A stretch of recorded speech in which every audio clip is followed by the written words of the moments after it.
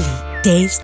போன வாரம் ஒரு 4 நாளைக்கு முன்னால் ஒரு பேப்பர் செய்தி திரையுலகையே குலுங்க வச்சிருச்சு, கதிகலங்க வச்சிருச்சு.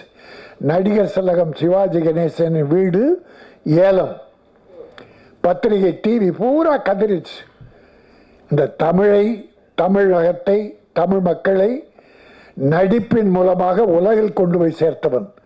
எப்படி திருக்குறள் நம் தமிழை உலகத்தில் கொண்டு போய் சேர்த்ததோ அதுபோல் நடிப்புலகில் தமிழகத்தை உலகில் சேர்த்தவர் நடிகர் திலகம்.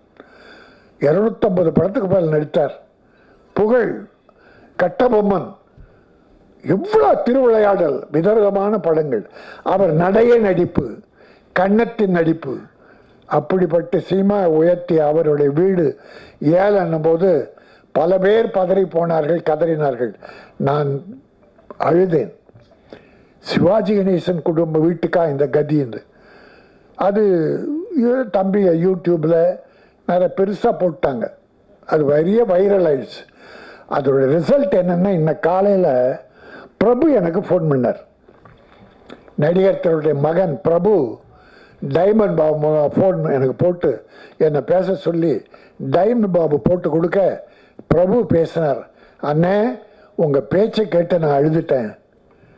எங்கள் அப்பாவுக்கா இப்படி ஒரு பேர் ஏலம்னு வரணும் அப்படின்னு நீங்கள் பேசுறது அழுதுட்டேன்னு அவர் சொன்ன வார்த்தைகள்.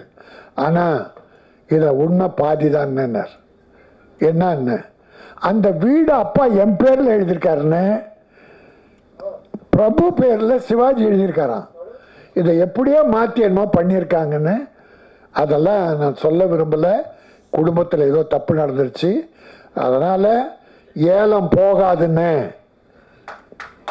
நடிகர் திலகத்தை நீங்கள்லாம் வணங்குகிற நடிகர் திலகம் சிவாஜி கணேசன் வீடு ஏலம் போக விட மாட்டேன்னு, அது என் பேரில் தான் இருக்குது என்ற ஒரு நல்ல செய்தியை காலில் சொன்ன உடனே என்னை ரொம்ப மகிழ்ச்சி அடைந்தேன். ஒவ்வொரு விழாவிலையும் இந்த ராஜஸ்தானில் சூரத்தில் தயாரிக்கிற அந்த அந்த சால்வை அங்கே இன்னொன்று,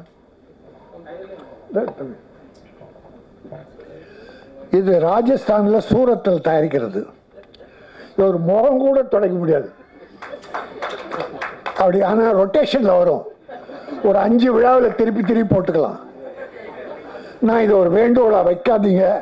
ராஜஸ்தான் நம்ம நாட்டில் தான், இந்தியா தான், நம்ம சகோதரர்கள் தான்.